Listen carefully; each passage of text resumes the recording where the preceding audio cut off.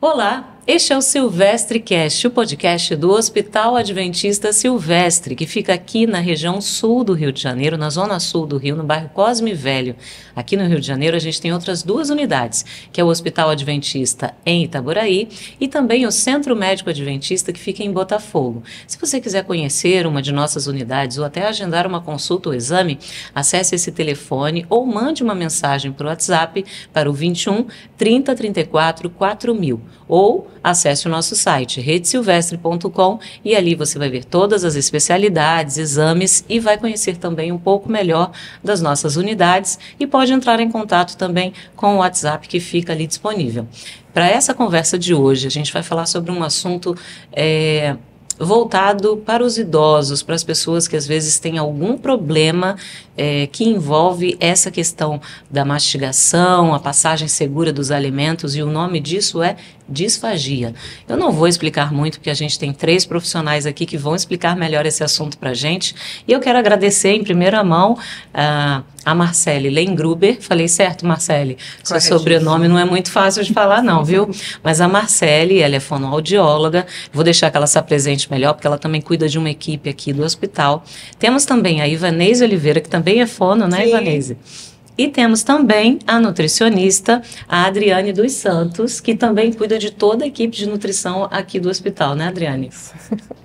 Gente, muito obrigada por aceitarem o nosso convite e eu vou deixar que vocês se apresentem melhor, digam alguma especialização, há quanto tempo vocês trabalham aqui no hospital. Ivanese, vou começar por você. Nossa, que responsabilidade, né?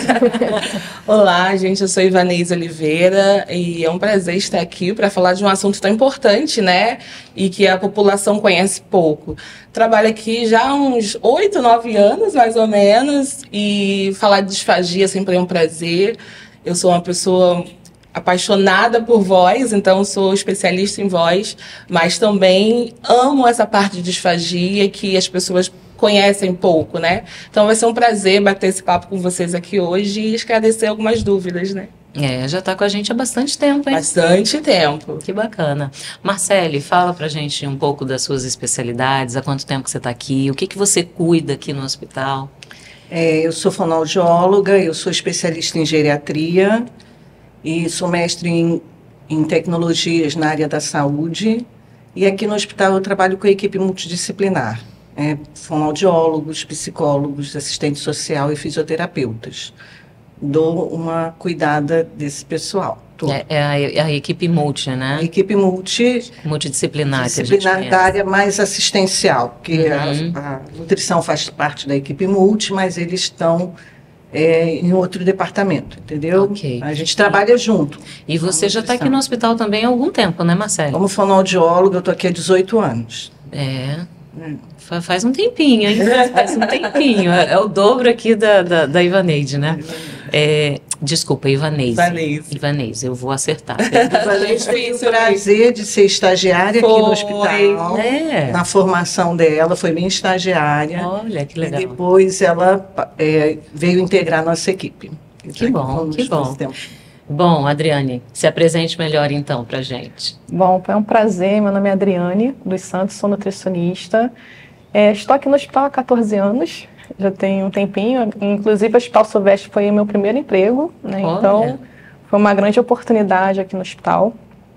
Sou formada em nutrição, especialista em terapia nutricional e também tenho mestrado em alimentação, nutrição e saúde, mandando também um grande abraço pessoal do ProAni, lá na UERJ, né? Lá onde que o pessoal tem um centro de convivência de idosos, então tem todo um trabalho de alimentação junto com idosos, então um trabalho bem interessante, tive a oportunidade de estar junto com eles, isso é bem bacana esse trabalho, aproveitando, mandando um abraço à professora Débora, professora Flávia, professora Elda, sempre um grande prazer. E atualmente aqui no hospital eu exerço a função de coordenação, né, do setor de nutrição e dietética, tanto a parte clínica, a parte de produção de alimentos e também da equipe de terapia nutricional aqui do hospital. Então é um grande prazer e esse tema é um tema assim de grande relevância, de grande prevalência, né, e também é muito pouco falado, muita gente desconhece sobre essa questão, então vai ser um grande prazer. Bom, eu acho que a gente deve começar explicando o que é disfagia E por que ela é mais comum na terceira idade? Disfagia é qualquer distúrbio da deglutição. Qualquer dificuldade no transporte do bolo alimentar da boca até o estômago é caracterizado como disfagia. Quando eu falo bolo alimentar, as pessoas pensam em comida sólida, mas isso inclui água, remédios e inclusive a própria saliva. Então, qualquer alteração nesse transporte, em qualquer nível, na fase oral, faríngea ou esofagiana, no transporte desse conteúdo da cavidade oral até o estômago, é caracterizado como disfagia. Existem graus diferentes de disfagia. Uma disfagia mais leve, moderada e até mais grave, que se torna incapacitante para o paciente se alimentar pela boca, por via oral. E esse tema é tão relevante para a saúde pública, para as demandas, né, hospitalares, que foi estabelecido o dia 20 de março como o Dia Nacional de Atenção à Disfagia. Os dois polos da nossa faixa etária mais significativos para risco são os bebês e as crianças e os idosos, né, que estão num grupo de maior risco para desenvolver distúrbios de deglutição. Interessante. Olha, tem até dias específicos, Sim. então, né? Interessante. Bom, quais são, então, as principais causas da disfagia em idosos? Então, normalmente a gente diz que são as doenças, né, neurológicas, lesões, infecções, o próprio envelhecimento, né? A gente que trabalha com um paciente no perfil idoso, a gente normalmente fica muito atento a essas questões, são questões muito, né, elegível para disfagia. Então, normalmente a gente, basicamente, são essas questões. Com o processo natural de envelhecimento, existe uma perda de funcionalidade. Sim. Né? Todo mundo percebe, à medida que as pessoas vão envelhecendo, que elas vão perdendo força, tônus muscular, massa muscular. E a função deglutória, ela é uma função multisináptica e muscular também. Então, como vai perdendo massa muscular nas pernas, nos braços, essa estrutura envolvida na deglutição, que exige um grupo muito grande de músculos trabalhando coordenadamente, pode vir a apresentar alterações. Né? Eu vou dar um exemplo. Para a gente engolir uma colher de feijão, arroz, um pedaço de carne, por exemplo, mastigar, triturar e fazer esse conteúdo chegar ao estômago, a gente usa, em média, 35 músculos. Não são músculos exclusivos da deglutição, são músculos envolvidos na respiração, na fala, na proteção das vias respiratórias, na mímica facial, e perda, né, dessa funcionalidade global do processo natural de envelhecimento pode vir a comprometer a deglutição. Eu acho que quando eu acho não, né? Eu tenho certeza que quando eu estava comendo, eu não fazia ideia de que eu usava tanto músculo assim para algo que pra gente é uma coisa comum. A gente não pensa, né? Quando tá comendo, não tem que raciocinar. É simples, né? Exatamente. Mas quando a gente, de repente, perde essa funcionalidade, é que a gente vai prestar atenção em tantos detalhes, assim como vocês estão... É uma coordenação muito refinada do cérebro. Existe um local no cérebro, né, responsável por esse controle desse processo, porque a gente respira, deglute e respira. Então, muitas vezes, até quem não tem disfagia engasga. Por quê? Está conversando, rindo, brincando. Comendo muito rápido, comendo muito rápido e perde essa coordenação. Dá uma atropelada nessa coordenação. Quando a gente deglute, necessariamente a gente deve estar em apneia. Entendeu? Sim. E é uma apneia que é uma fração de segundos. Eu respiro, faço a apneia, degluto e respiro novamente. Eu não controlo isso, eu não preciso pensar. Né? A gente deglute desde a nossa 4ª semana de vida intrauterina, 12ª semana gestacional. E à medida que a gente nasce, com o desenvolvimento, esse processo deglutório ele vai se maturando. Tanto que, ao nascer, o bebê é capaz, né, de deglutir leite, líquidos. E se engasga com facilidade, sim, né? E tem o risco de engasgos. E daí, bem pouco tempo, nesse processo evolutivo, daqui a pouco ele está comendo feijão, arroz, brócolis. Né? Vai amadurecendo essa função, entendeu? Agora, vamos falar um pouquinho aqui da nutrição, né? Qual seria o papel, então, da nutrição para o tratamento da disfagia? O papel da nutrição é fundamental nesse sentido, porque o profissional nutricionista é aquele que vai fazer a avaliação nutricional completa, né? O que a gente costuma falar da avaliação nutricional, a gente está falando ali da anamnese, né, onde a gente vai conhecer o perfil daquele paciente, então as preferências, como estava se alimentando, né, há alguns meses atrás, a gente faz um retrospectivo dessa alimentação, a gente vai avaliar também a questão da antropometria, que é quando a gente vê o peso, perda de massa muscular, a mastigação em si, então a gente faz toda uma avaliação para ver se teve uma perda involuntária de peso, né? Como é que está o perfil nutricional daquele paciente, se é um paciente que já era desnutrido ou ele veio a desnutrir, né, mediante a disfagia, né, ou processo de doença, que pode ter outras doenças associadas, né, então a gente faz essa avaliação, além da avaliação que é super importante do consumo alimentar, né, então a gente consegue entender todo esse contexto, então preferências, como come, o que come, quais os horários, a quantidade, então a gente consegue quantificar isso, né, consegue medir isso em calorias, né, e fazer essa associação, né, o perfil nutricional e o quanto ele está ingerindo verdadeiramente. E aí a gente consegue fazer todo um trabalho para a gente, ou a gente recupera esse estado nutricional, porque aí vai depender se é um paciente hospitalizado ou se é um paciente ambulatorial, né? Ou a gente consegue recuperar, ou a gente consegue manter esse estado nutricional, né? E falando de hospitalização, né? Manter esse estado nutricional, que ele não venha desnutrir mais aqui dentro da unidade hospitalar. Então, o nutricionista, ele vai trabalhar todos esses contextos, junto, claro, com a equipe multidisciplinar, né? Trabalhando a consistência, o tipo de consistência, modificação, e tentar atrelar isso a todos essas questões nutricionais, né? E o perfil, o diagnóstico nutricional do paciente. E a gente sabe que a realidade aqui do nosso hospital, a gente tem muitos idosos, né? Sim. Pessoas que internam e tudo mais, então deve ter muitos casos assim que vocês têm que trabalhar com isso no dia a dia e além de entender esse processo da deglutição, que eu acho que vocês já explicaram um pouco sobre isso, mas o que acontece quando ele é comprometido? O que acontece com o que deve chamar a atenção das pessoas, de uma forma geral, especificamente agora falando dos idosos, é que o idoso, eu dou um exemplo muito simples, o idoso gostava de comer carne, né, e de repente ele diz que não gosta mais. Porque, não gosto mais de comer churrasco, não gosto mais de comer isso ou aquilo. Ele começa a fazer seleção de alimentos porque se tornou desconfortável comer aquela textura ou ter que mastigar aquele tipo de alimento. E isso coloca o paciente num risco de desnutrição, né, sim, Adriane?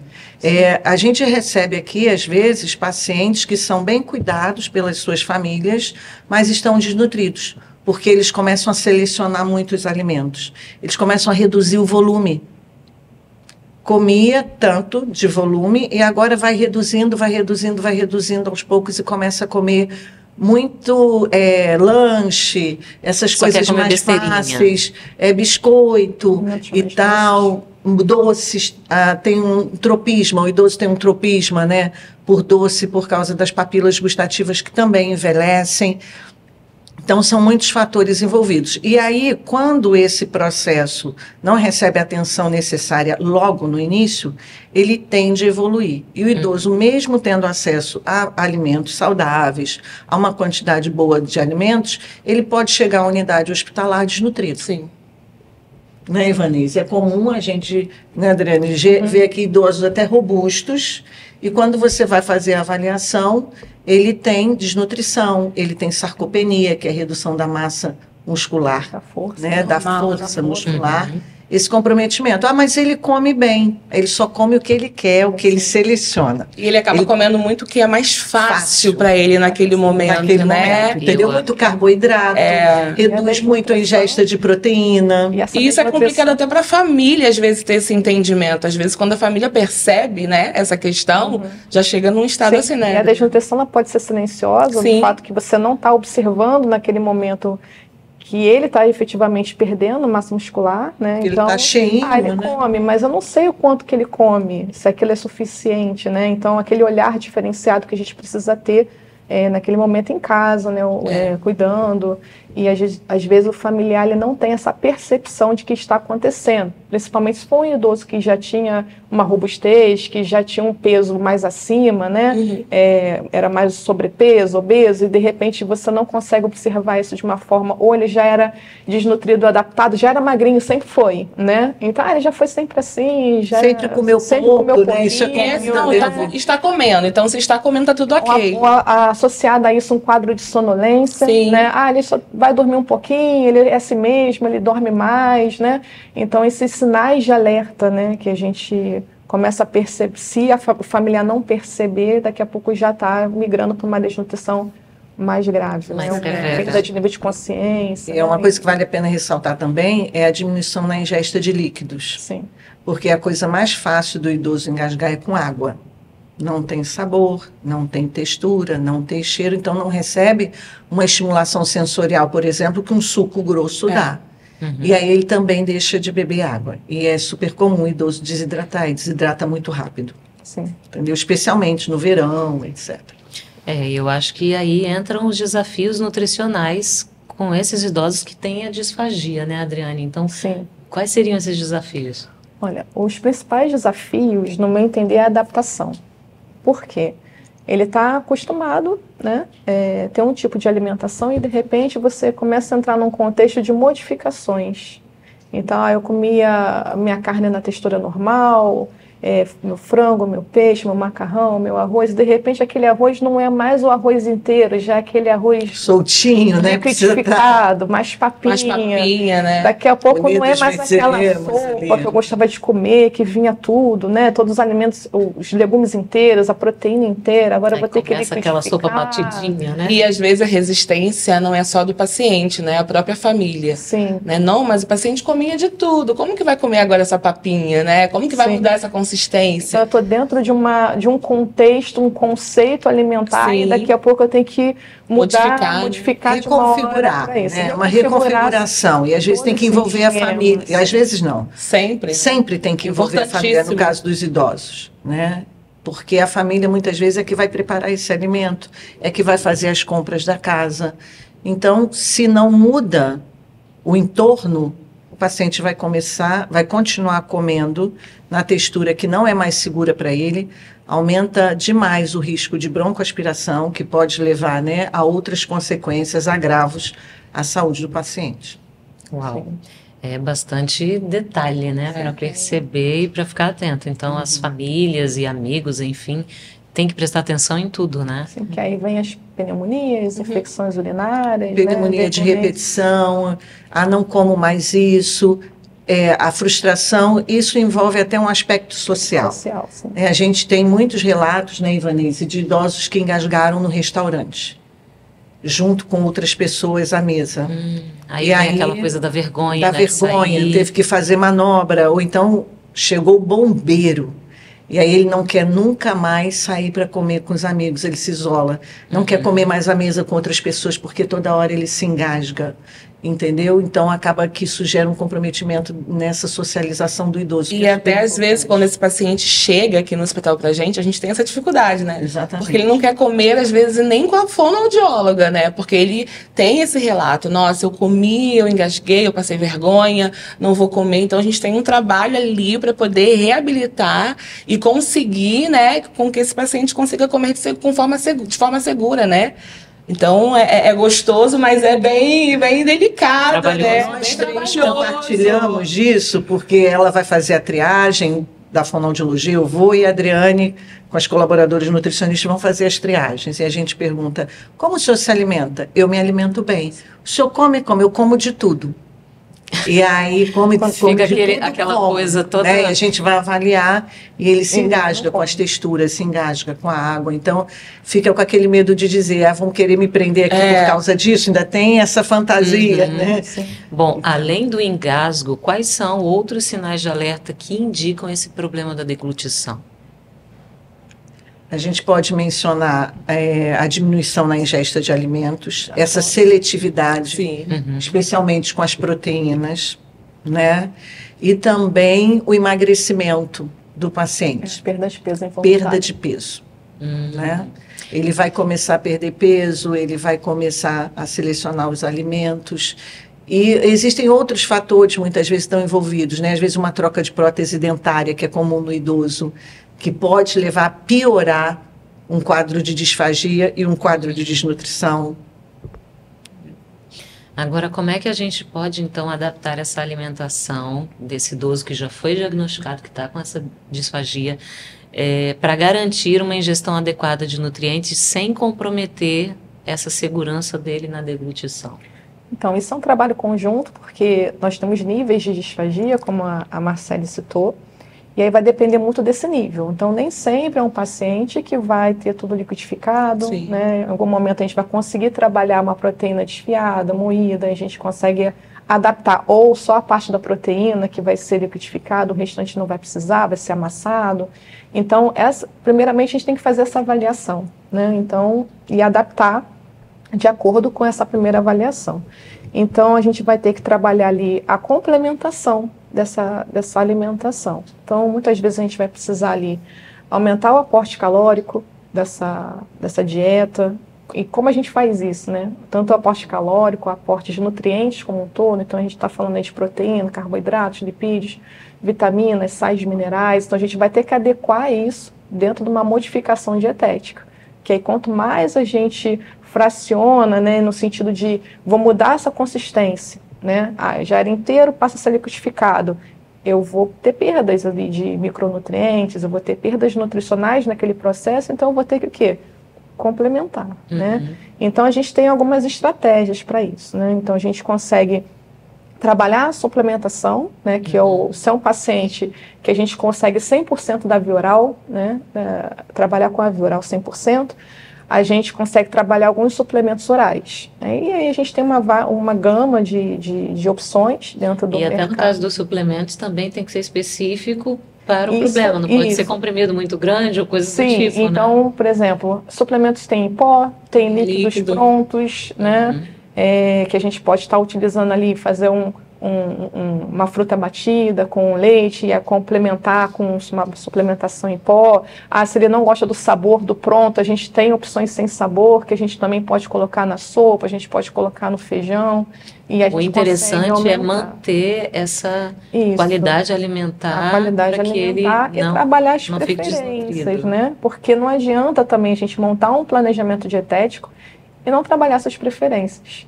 Então, acaba que você fez todo um contexto, você trabalhou de forma a atender essas necessidades nutricionais, só que o paciente não vai querer comer, ele vai recusar.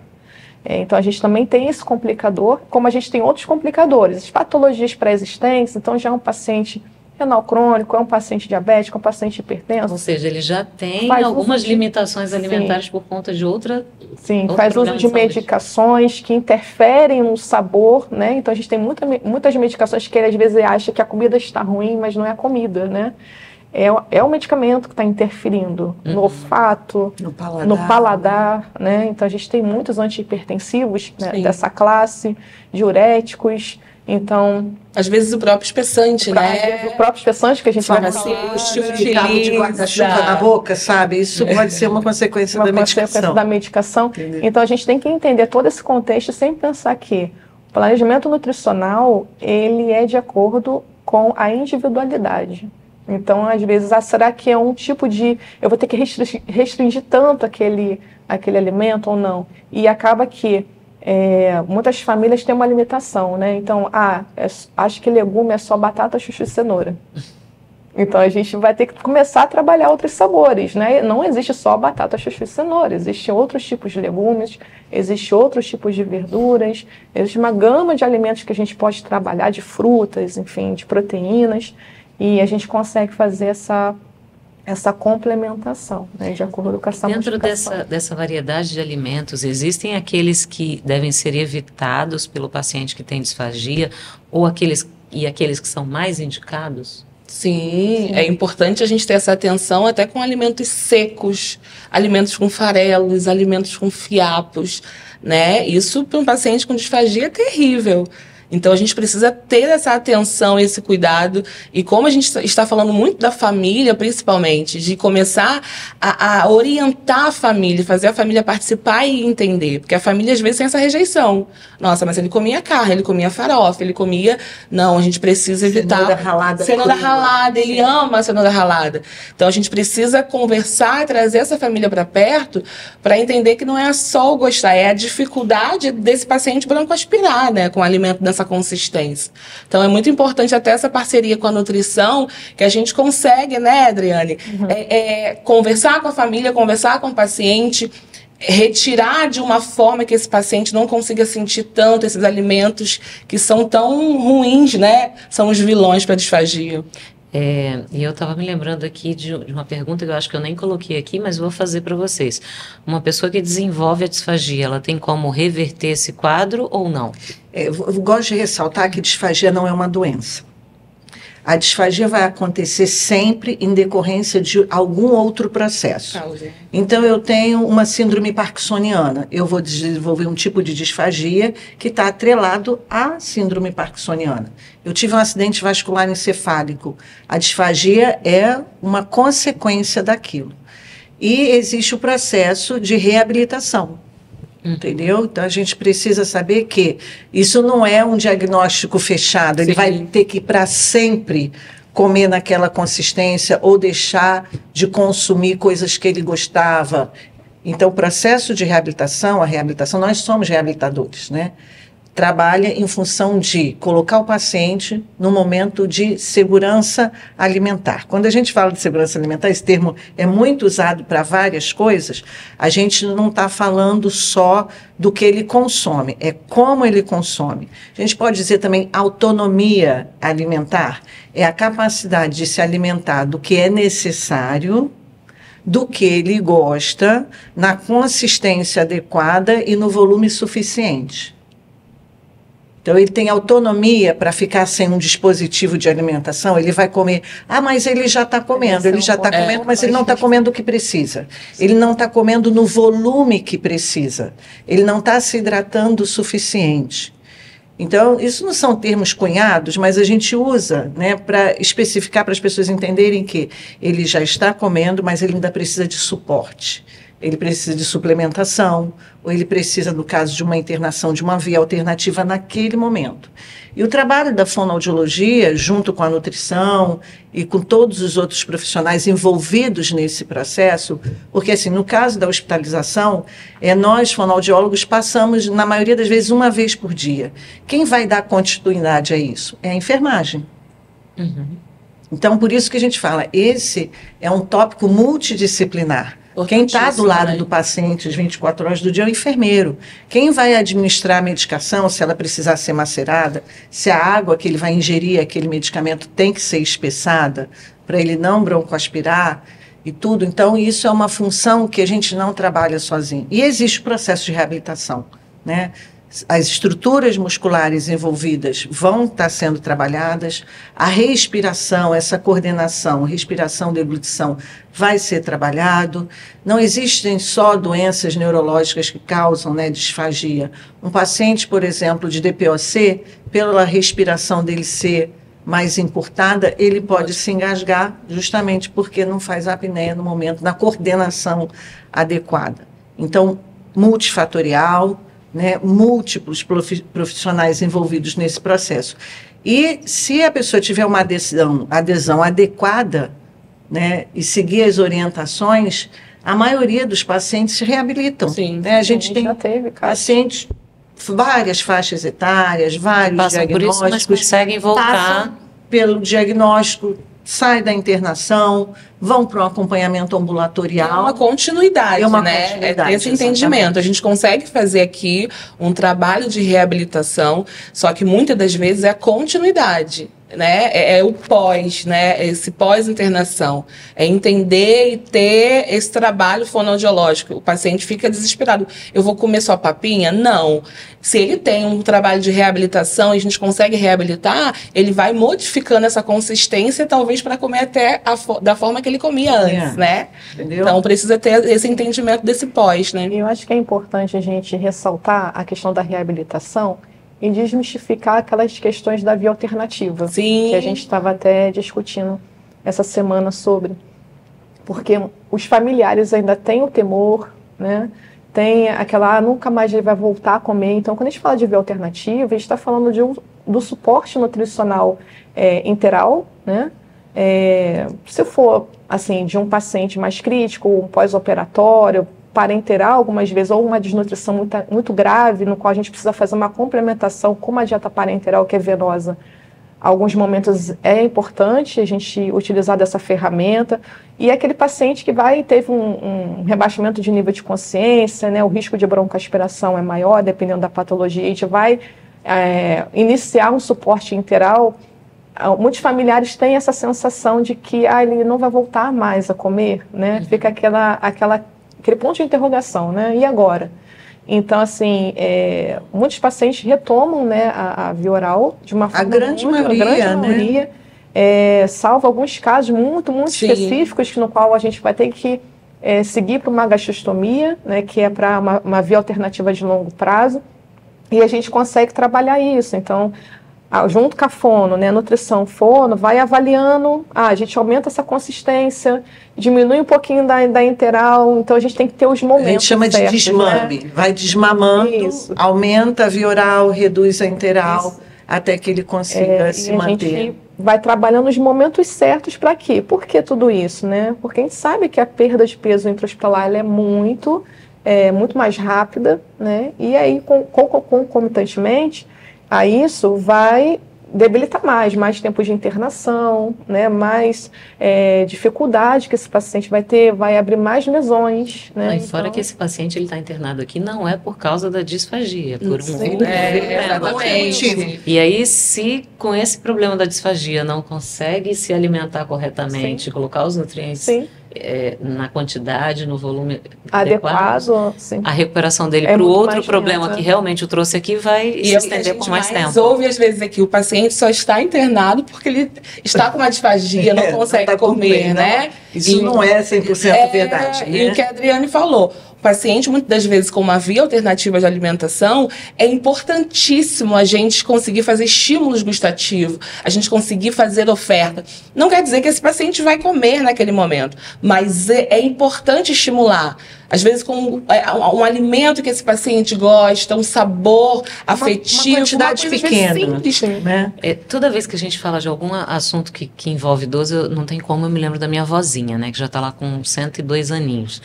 E eu me lembro que a última vez que eu a visitei, ela já estava com essa situação de não querer comer, e só quer comer um negocinho, e só quer tomar um cafezinho. Assim, ainda bem que ela gosta de coisa saudável, banana da terra cozida, come lá o queijo coalho, mas come cuscuz, come coisas assim, né? Aquela típica... Não, mas é aquele... molhadinho. É um amarelinho, mas bota o leitinho, aquela coisa toda. Mas eu me lembro que uma vez ela não queria comer uma pera. E aí eu peguei a pera, eu comecei a cortar a pera em pedacinho. Falei, vó, come junto comigo então, eu vou comer com você. Eu como um pedaço, você come outro. Aí eu tirava um bem pequenininho para mim e dava um maior para ela. Então assim, eu quase não comi nada da pera e ela comeu a pera todinha. Por quê? Porque eu sentei do lado e fiquei conversando, e fiquei cortando junto, tal. Por exemplo, ela gosta de melancia, mas não gosta de sujar a mão. Não gosta de se lambuzar. Sabe? Tipo a manga, ela vai comer a manga, mas se tiver que chupar a manga, ela não vai fazer isso nunca, porque ela não gosta de se lambuzar. Essa percepção é maravilhosa, então, né? assim, eu acho que a família ajuda muito nesse processo, né? Muito. Porque, assim, é muito comum dizer que cozinhar é afeto, é amor, essas coisas. Mas esse comprometimento em ajustar a alimentação à necessidade do outro, essa doação de estar ali do lado. Eu falo sempre, né, aqui conosco, nos nossos grupos de trabalho, que comida é memória. Por que eu sei que chocolate é bom? Porque eu tenho uma memória gustativa. Então, quando o paciente interna, muitas vezes ele não tem acesso, pelo quadro dele, não pode comer uma dieta com sal, tem várias restrições a essas coisas que ele tem uma memória de afeto com esse tipo de alimento. Nisso, a gente tenta fazer, junto com a nutrição, os ajustes mais próximos para a realidade dele. né? E às vezes a gente até conversa, pede elas para prepararem coisas que não são habituais, um sorvete. Quase sempre, né? Para a gente favorecer essa ingesta afetuosa, essa relação. Comer é uma relação de afeto, né? A gente gosta, a gente come às vezes porque está triste, a gente come porque está alegre.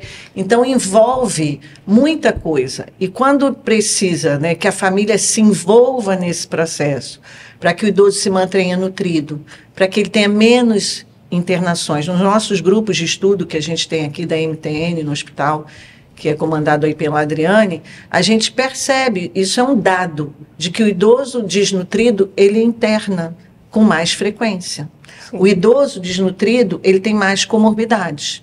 O idoso disfágico e desnutrido, ele está em um grupo maior de risco para várias outras patologias. Vai desencadeando outros problemas, né? E quando é que é necessário, então, essa busca por um fonoaudiólogo para avaliação e tratamento da disfagia?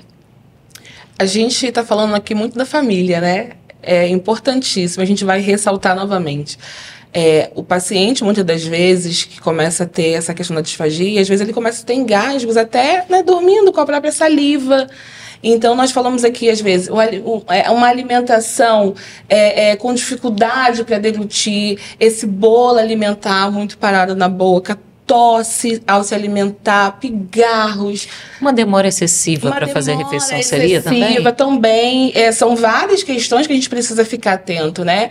E aí a gente observa, às vezes, como que esse paciente tá posturado, como que a família coloca esse paciente para comer, como que é essa atenção. O paciente, como a Marcele disse, que não quer mais ele alimenta, não quero isso, não quero aquilo. Às vezes está com uma prótese dentária mal adaptada e que isso dificulta muito até para o paciente. E a prótese ficou frouxa e continua usando. Então, e a família entende, não, mas ele não come direito, então vamos manter, não deixa. Então, são atenções que a gente precisa ficar de olho, né, no paciente idoso. Então, eu ressalto muito isso. Como que esse paciente está comendo? Ele come bem ainda? Como que está essa alimentação? O líquido, principalmente o líquido fino, ele consegue ingerir esse líquido de forma segura? Não, ele bebe o líquido e fica tossindo, tem engasgo, tem pigarro, mas é normal, não é normal. Um paciente idoso, principalmente, não é normal, né? Como que está essa mastigação? Quanto tempo ele demora para mastigar esse alimento? Então, são coisas simples, talvez, mas que é importantíssimo a gente estar de olho para poder avaliar um paciente. Bom, e aí, com toda essa dificuldade, eu volto aqui uma pergunta para a Adriane. Como é que funciona, então, essa modificação na textura dos alimentos? Quais são as texturas recomendadas para cada caso? Se é que a gente consegue colocar assim. Como eu falei, né? Cada caso é um caso, né? Então, a gente vai ter que individualizar esse tratamento. Quem coordena e dá o start para a gente é o fonoaudiólogo, né? Então ele que vai dizer qual o grau de disfagia, qual o tipo de consistência daquele momento. E quais são esses graus? Vocês mencionaram isso aqui, mas eu acho que... Aqui no hospital a gente trabalha com a consistência semilíquida, pastosa, branda e livre para alimentos. E para os líquidos, a gente tem o líquido fino, que é a água pura, né? A gente, quando precisa modificar essa consistência do líquido, a gente tem a consistência de mel e de néctar e de pudim. Quando você precisa usar o espessante, que é um produto, né? Usado nos casos de disfagia, porque protege o idoso da broncoaspiração, no sentido de que ele percebe mais aquele conteúdo na boca, tem mais tempo para organizar o processo deglutório. Entendeu? Okay. Aí a gente trabalha com essas consistências. Mediante o start da fonoaudiologia, a gente vai então trabalhar um planejamento dietético, um cardápio direcionado para aquele tipo de consistência. Adriane, por exemplo, né, ele pode comer uma dieta branda, mas na branda, para ele, a gente precisa botar uma proteína da pastosa. Então, isso vai da visita, da avaliação diária. Isso é diário, né? Diário. Pode mudar isso todo dia. Pode mudar. Né? E quanto mais rápido mudar, melhor para o paciente. Quanto mais processada é a dieta, a Adriane já comentou isso, menos nutritiva ela é. Se eu preciso bater no liquidificador, passar na peneira, não deixar fiapo nenhum, porque ele se engasga com o menor fiapo de uma maçã, da pera, da banana, enfim. essa dieta vai ficando cada vez mais pobre, esse alimento. E aí elas precisam vir introduzir alguma substância ali para enriquecer esse alimento. Então, quanto mais rápido... Aumentar a quantidade. Quanto mais rápido a gente conseguir reabilitar e evoluir, passando da semilíquida para a pastosa, né, Iva? A gente vai fazendo esse trabalho sempre para poder evoluir essa dieta, nessa consistência. Exatamente. E existe alguma coisa que possa ser feita para evitar a disfagia ou não? Isso é uma coisa que na terceira idade pode acontecer independente do que se faça? Qualquer comprometimento da funcionalidade pode ser evitado em algum grau. Uhum. Eu falei no início que pelo processo natural de envelhecimento, a gente pode apresentar uma alteração da deglutição, que ela nem é considerada disfagia, se chama presbifagia. E aí, ter atenção para isso, se manter ativo, se manter mastigando, ter atenção à ausência de dentes, não achar que perder um dente não vai ter repercussão nenhuma. Então, recolocar aquela unidade perdi dentária. Mas estão todos aqui ainda, deixa isso para lá. Tinha 30, perdi 20, estou com 10, vou continuar. Né? Usar uma prótese dentária bem adaptada, manter a atividade física, porque a deglutição é uma função muscular. Existem coisas que ajudam muito, por exemplo, cantar. Né? Qual é a última válvula de proteção da nossa via respiratória? É a prega vocal. Ela tem a função de produzir o som da voz, só que ela funciona como uma válvula de proteção. Uhum. Então, a Ivanese é cantora, né, Ivanese? Dizem, né? Então, participar de grupos de canto, corais, isso ajuda, porque também tem outras pessoas que vão perceber. O isolamento social é um agravo. Né? Aquele idoso que sempre se alimenta sozinho, não tem ninguém vendo que ele está engasgando, não tem ninguém percebendo que ele está reduzindo a quantidade de alimento, não tem ninguém percebendo que ele está comendo só carboidrato, ele já abandonou as proteínas, porque é mais difícil de mastigar e de engolir. Então, esse ambiente social, pertencer, né, a um grupo, mesmo que tenha poucos familiares, mesmo que o contexto familiar seja reduzido, é importante. A perda de peso. Notar a perda de peso no idoso. Tem gente que acha que isso faz parte normal, do faz processo. Parte do envelhecimento. Não é. Buscar alimentação mais Buscar saudável, uma alimentação mais saudável, adequada. Entendeu? Se manter saudável vai trazer, né, consequências para todas as funções. Tá. Inclusive para a Agora, deglutição. quando a gente tem casos mais graves dessa disfagia, o uso da sonda alimentar ele pode ser necessário, e como é que isso vai afetar o paciente? Existe um âmbito, né, que é da necessidade, existe uma indicação clínica para uma via alternativa de alimentação. E isso deve ser considerado como uma indicação técnica, porque muitas vezes a gente ouve falar, eu não quero. Né, isso pode levar a outros comprometimentos. Uhum. Então, essa via alternativa de alimentação, dificilmente ela vai ser determinante para ficar para sempre. A gente sempre trabalha em cima de reabilitação, nós somos reabilitadores. Uhum. Mas quando existe a indicação, ela deve ser acatada. Sim. E a indicação não é só pela disfagia. Não é só a disfagia que leva à indicação de uma via alternativa de alimentação. Um paciente com uma cirurgia, com cirurgias, né, grandes, grande porte, nutricional mesmo, aporte nutricional, para prevenir a desnutrição intra-hospitalar, não deixar que ele desnutra para que depois você tenha que correr atrás de um prejuízo. Uhum. Né? A desnutrição vai comprometer a mobilidade do paciente, aumenta o risco de queda, perda de nível de consciência, quadro de delírio. Então, as pessoas não devem se assustar tanto. A gente vai sempre trabalhar para que aquilo seja desmamado e retirado. É outra medicação, né? Que a gente aos poucos o objetivo sempre é o desmame. A gente, às vezes, como fonoaudiólogo principalmente, o paciente está com uma sonda, a gente quer fazer o desmame, a gente quer retirar aquela sonda, o nosso objetivo, a gente quer reabilitar. Uhum. Então, a gente precisa a família entenda dessa forma, mas é difícil, a gente sabe que é difícil. Precisa ser seguro. Uma via de alimentação que não é pela via oral, então assim, mas o paciente não pode ficar só com uma dieta, com 2 colheres de alimentação. Então, o aporte nutricional é importante, a gente vai reabilitar para que a gente consiga fazer esse desmame, né? Na verdade, se você já tem um consumo inferior a 75%, né, do todo o conteúdo que você precisa ingerir já é uma indicação. Sim. Né? Um outro caso que você não falou de depressão. Então, pacientes deprimidos. Também. Depressão grave, anoréxicos. Então, eles não tem quadro de disfagia, mas eles vão precisar da via alternativa. E às vezes não só o idoso, né? Às vezes até paciente mais jovem. A gente já teve casos de precisar usar uma via alternativa. Entendeu? Traumatismo craniano, não tem quadro de disfagia já estabelecido, mas vai precisar dessa via alternativa. É uma indicação multidisciplinar também. O médico precisa ser ouvido, o nutricionista precisa ser ouvido. Toda a equipe, isso, né? É uma equipe que isso. Tá. A gente falou aqui sobre a questão da água, né? Que é um dos primeiros líquidos ali que eles sentem essa dificuldade, mas é importante manter essa hidratação. Então, como é que a gente pode garantir que esse paciente disfágico consuma líquidos de forma segura, né? Já que assim, a água ele não está aceitando.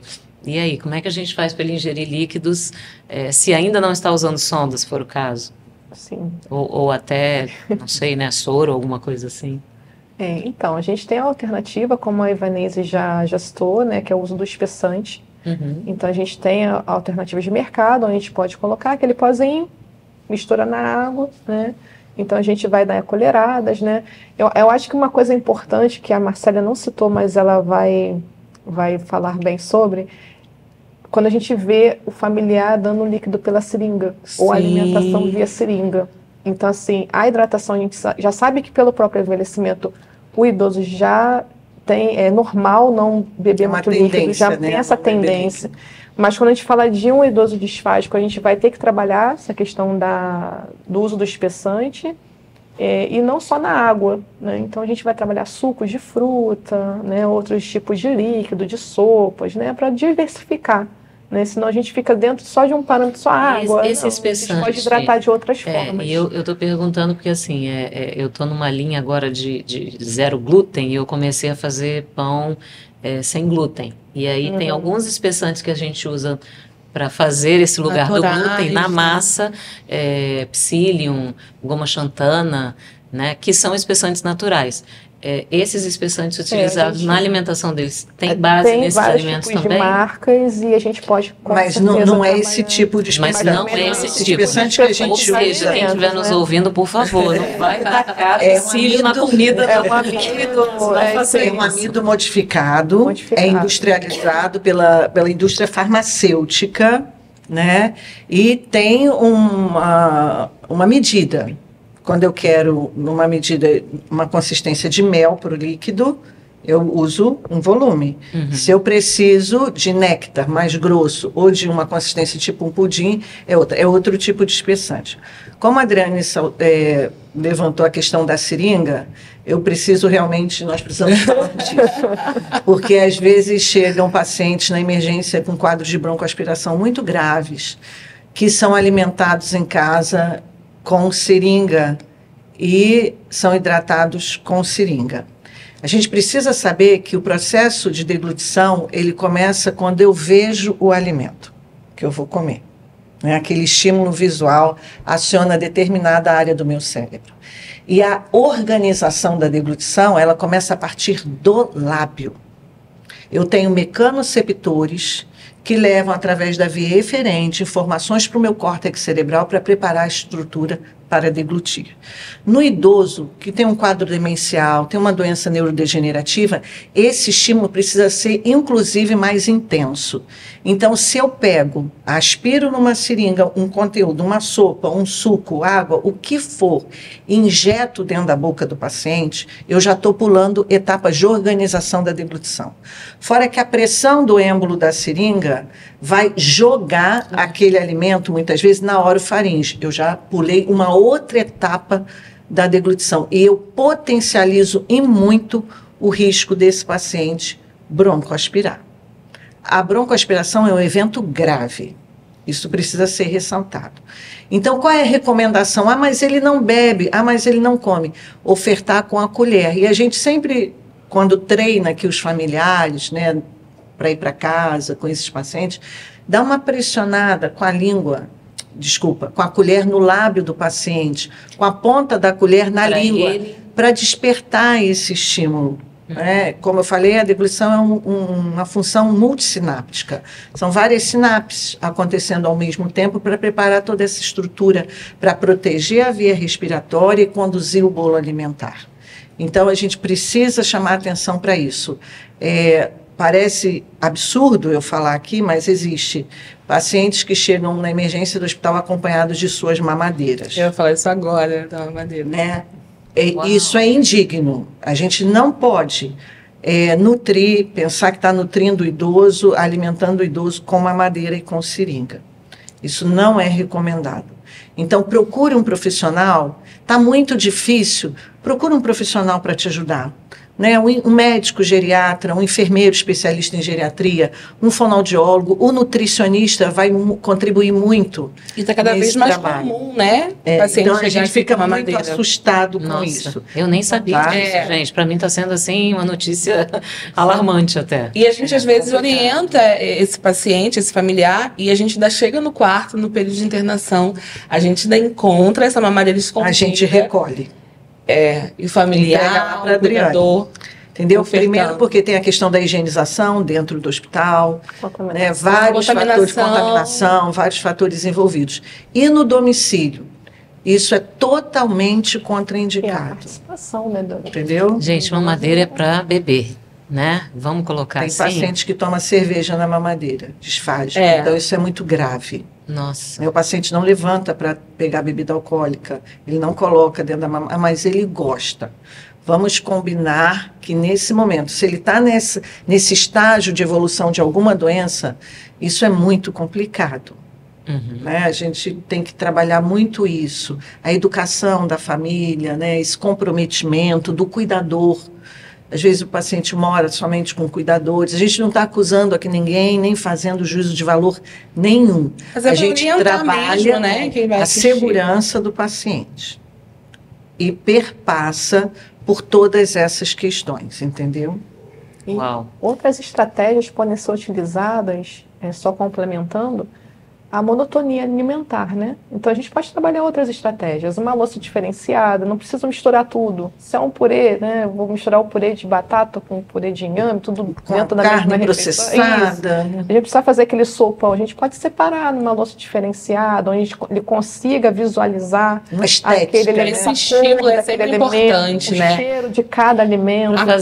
Fazer aquele desejo de comer aquilo, né? Que já vai despertando aí todo apesar esse de estar processo. modificada, não quer dizer que vai perder o prazer de comer. Então a gente consegue trabalhar isso de uma forma mais visual. Até para ele entender o que ele está comendo, o que está no prato, é importante. E eu acho que isso aí a gente está falando estratégia, quadros, né? Que eu ia perguntar até, é uma estratégia para você tornar esse momento prazeroso, né? Dentro do ambiente hospitalar, aqui nós utilizamos as louças separadas, então você vai pegar um pratinho da pastosa, ele é todo separadinho, né? Então a gente tenta trabalhar ao máximo ali a gastronomia hospitalar, de forma que ele consiga visualizar de uma forma diferente a semilíquida, a pastosa.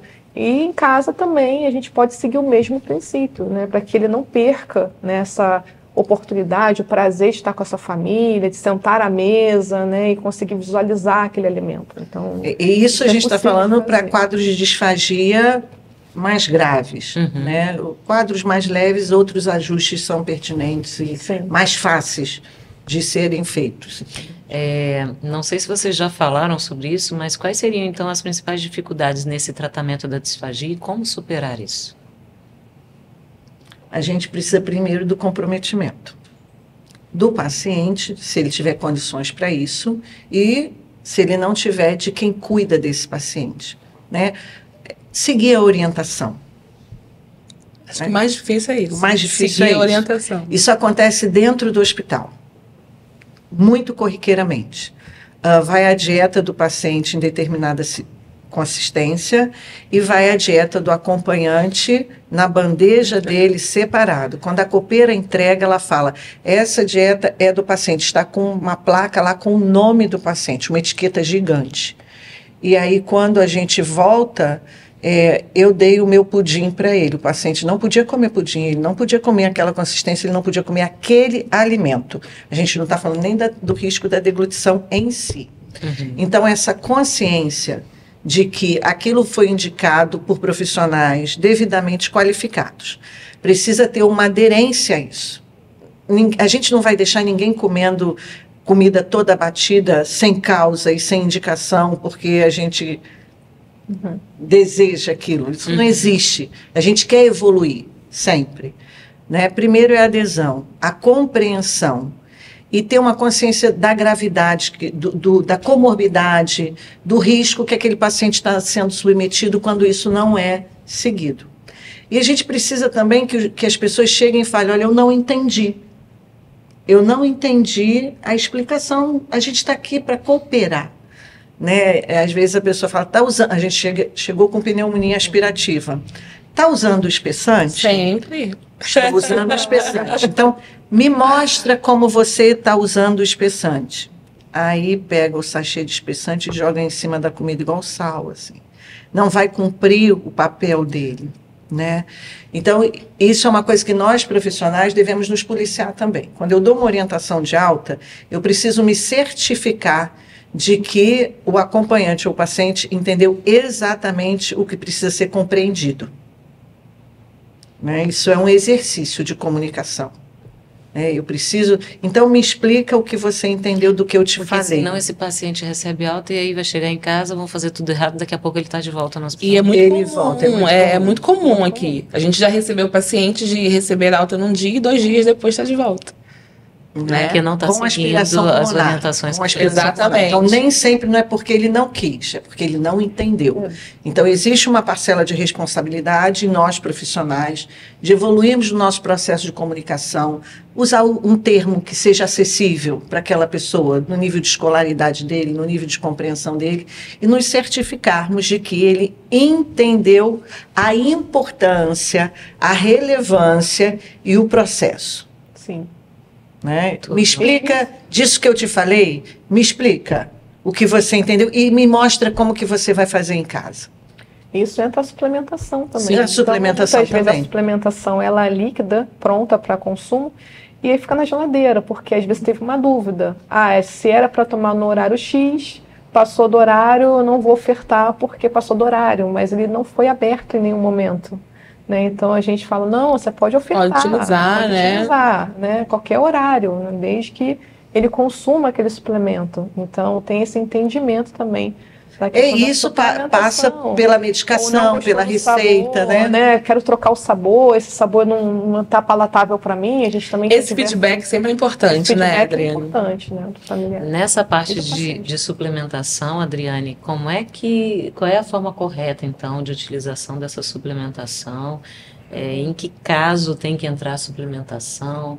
A gente consegue passar isso ou cada caso é um caso, Sim. né? Pacientes que apresentam já risco nutricional, então é aquele paciente que ainda não tem um grau de desnutrição avançado, mas que já entra na internação com risco nutricional, já é indicado suplementação, isso independente se é disfágico ou não, né? Então a gente está falando do estado nutricional. Entrou com risco nutricional, suplementação. Né? Então, nas primeiras 24 horas dessa internação, a gente já precisa estar atento a isso, porque ele apresenta um grau de risco. Se já tiver desnutrição associada, também já vai entrar automaticamente com a suplementação. Isso é um ponto. E aí a gente vai determinar, vamos primeiro trabalhar com suplementação garrafinha pronta para consumo, que já tem sabor de baunilha, sabor de frutas vermelhas, de banana, diversos sabores diferenciados, chocolate, enfim. E a gente vai ofertar. E a gente tem que estar atento ao seguinte, tudo que a gente abre, né, para consumo, ele vai ter ali uma validade de 24 horas após aberto. Então, eu tenho um time ali de 24 horas para fazer essa oferta. Isso gera dúvida. Se eu entreguei o suplemento no quarto 16 horas, eu tenho que ofertar às 16 horas, especificamente? Não necessariamente. Mesmo porque pode ser que ele não consiga consumir uma garrafinha inteira, né? Ele vai consumir um pouquinho. Então, dá um pouquinho. Toma 100 ml agora, um pouquinho mais à tarde você toma mais um pouquinho. O importante é que ele faça o consumo dessa suplementação dentro das 24 horas. Né? Isso é um ponto. O paciente não se adaptou. Não se adaptou ao suplemento pronto, não gosta de nenhuma marca, de nenhum sabor. A gente tem as alternativas em pó. Então é onde a gente consegue trabalhar ali na vitamina, a gente consegue trabalhar no mingau. num feijão, numa sopa. E aí a gente precisa da ajuda desse familiar. Porque se ele tem uma baixa aceitação, né, conseguiu comer tudo, né? Como é que foi o almoço? Comeu 100%? Não, ele só comeu a metade. Então eu já perdi ali uma quantidade. Aí no lanche, tomou tudo? Não conseguiu tomar. Então é ali que a gente precisa ficar atento. Porque e nessa hora o familiar é super importante, é super né? Porque assim, ele nem pode esconder a informação. Sim. Né? E nem pode cair nessa assim, não, vou terminar de comer para dizer que ele comeu, Vai, porque eu imagino que esse tipo de coisa deve acontecer, Se né? ele não comeu, como? Se não comeu, então vou falar que ele comeu porque ele precisa ter alta, né? Sim, Então, aceitou tudo. Como assim aceitou tudo? A gente sabe que não Aí você olha na lixeira, você vê o alimento todo ali. Sim, sim. E a gente abre a geladeira, tá lá várias.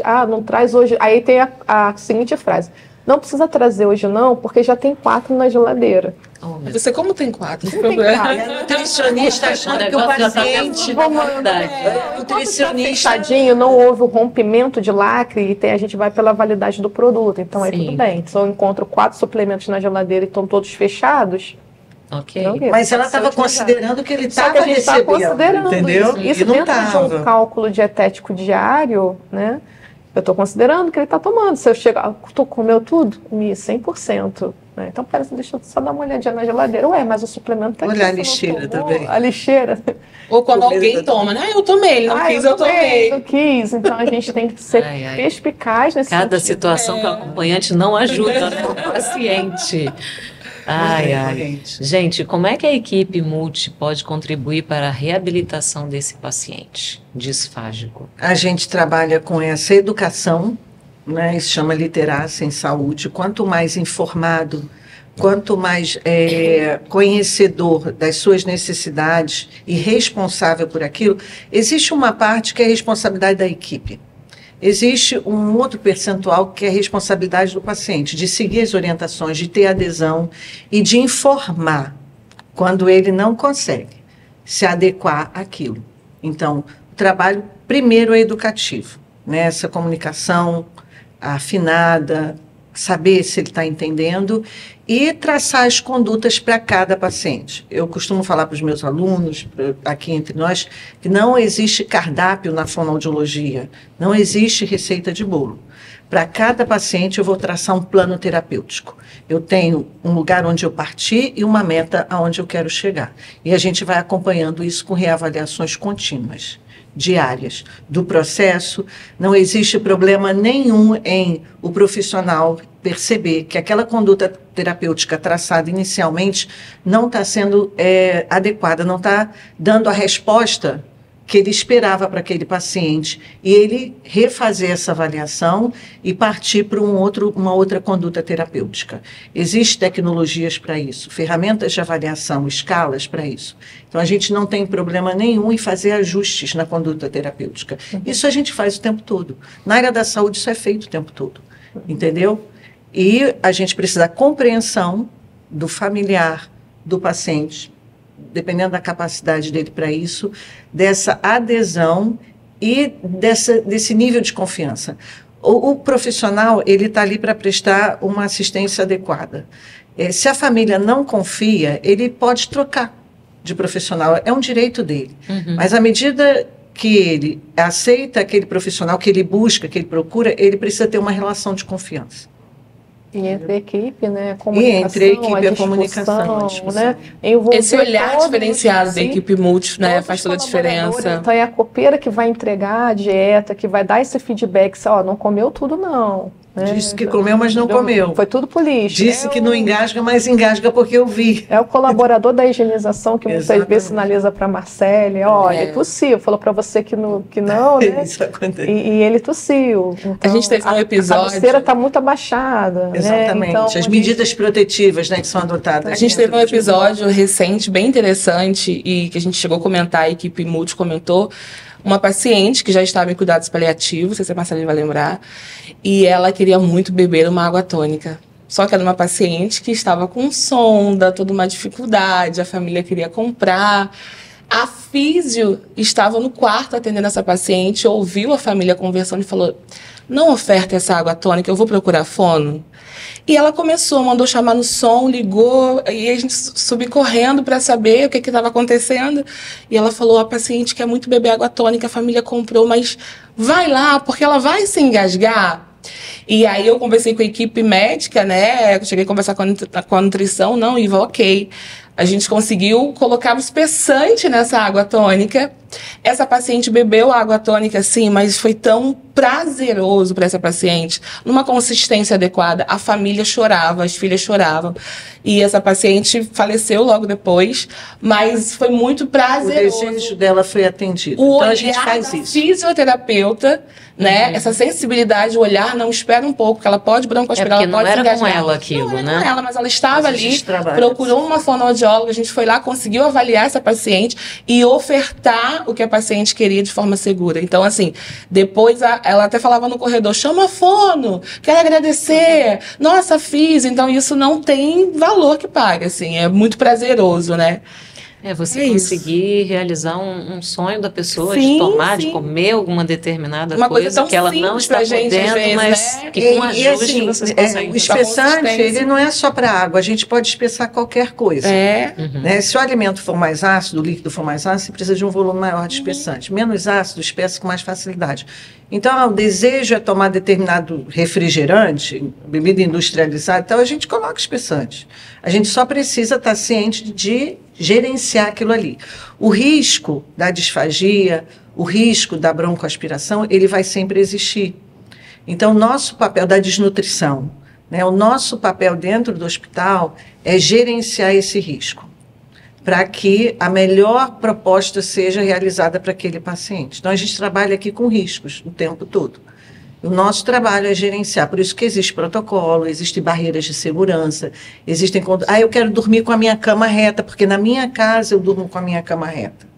Então, assim, no hospital a gente pede que deixe a cabeceira elevada no mínimo a 30 graus, sempre, inclusive para dormir. Quando a gente vai fazer essa abordagem para o paciente, a gente explica para ele o porquê, né?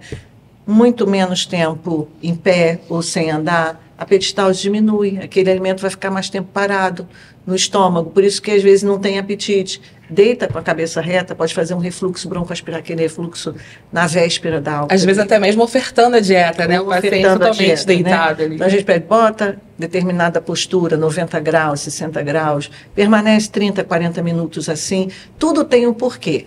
Se a pessoa não sabe, pergunta, a gente não tem assim dificuldade nenhuma, nem problema nenhum em explicar. Nosso processo aqui de trabalho também é educativo, né? Todas nós. Bom, nosso assunto aqui renderia ainda mais tempo, mas a gente precisa encerrar. Que mensagem vocês deixariam, então, para familiares e cuidadores que convivem com idosos que têm disfagia? Que cuidados eles têm que ter em casa? Porque no hospital eles têm toda a orientação aqui com vocês, mas em casa está o familiar e o cuidador, né? Ou o cuidador e o paciente. Que cuidados eles precisam ter? Acho que a gente falou bastante aqui sobre muita questão da postura, né? Como esse paciente está posturado para se alimentar, a alimentação, como está a apresentação dessa alimentação, observar como está acontecendo essa mastigação, se existe esse bolo alimentar paralisado em cavidade oral, como está essa prótese dentária, se o paciente utiliza, se está bem adaptada, se não está. Emagrecimento, né, Adriana? É importantíssimo, né?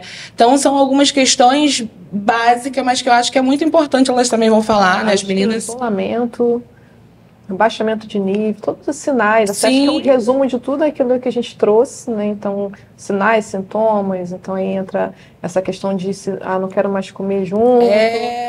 Já aquela perda involuntária de peso que é progressiva, né? Isso a gente consegue enxergar, né? Então, nas estruturas, né, de bochecha, de face, né, de ombro, apresenta mais cansaço, fraqueza, né, feridinhas que começam a aparecer. Então, são sinais, que né, não tá bem nutrido. Que não está bem nutrido. Então, é outro parâmetro, consumo alimentar, comia bem, de repente não come mais, né? Então, não é normal, né? Os engasgos, né? Engasgar eventualmente é uma coisa, mas olha, a pessoa engasgar toda semana, ou em pelo menos uma refeição do dia, isso tem que chamar a atenção. Arrastar a fala. Arrastar a fala. A voz, né? Mais também, pastosa, molhada, como a gente diz. A pessoa bebeu um copo d'água e vai falar, a voz está embargada ou gargarejando, né? Tipo, um gargarejo tem que chamar a atenção. Às vezes até uma rouquidão também, né? Rouquidão, acordar à noite engasgado com a própria saliva, com sensação de afogamento, né?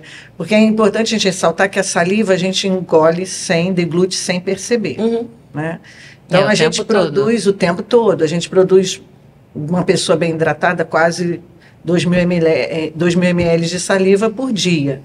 Então, em média, a gente deglute sem perceber saliva 36 vezes por hora. Significa que a cada 2 minutos eu estou engolindo a minha saliva e eu não controlo isso. A partir do momento que parece que minha boca está cheia de saliva, é porque esse processo automático de deglutição pode estar rateando um pouco, pode estar dando algum problema. Então acordou, não babava dormindo, começa a acordar com o travesseiro todo babado. Começa a acordar sufocado com a própria saliva, isso deve chamar atenção. Vá ao seu médico, peça um encaminhamento, procure um fonoaudiólogo, vá fazer uma avaliação fonoaudiológica. Né? Entendeu? Às vezes medidas simples podem ajudar para que esse quadro não evolua. Gente, foi um assunto maravilhoso de conversar com vocês. Muito obrigada por terem aceitado o nosso convite. Espero vê-las aqui outras vezes, tá bom?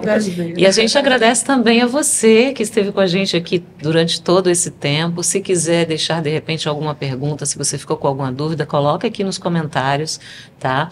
E eu volto a afirmar que aqui no Hospital Silvestre você pode receber todo esse cuidado que você ouviu aqui dessas profissionais e tantos outros que nós temos aqui. E para entrar em contato com a gente, então, está tudo aqui na descrição. Você pode acessar o site, o telefone ou mandar uma mensagem pelo WhatsApp. E a gente deseja que você, a sua família, tenha mais qualidade de vida, tenha mais saúde, que os seus idosos sejam bem cuidados e fique atento para esses sinais. Se você percebeu algum deles, procure ajuda, vá investigar, vá saber o que está acontecendo para que o seu idoso possa ter aí dias felizes na sua companhia, na companhia dos amigos, dos familiares. Não deixe de sair de casa por algum problema, que ele continue feliz e saudável. A gente espera por você no próximo episódio da próxima semana do Silvestre Cast. Até lá!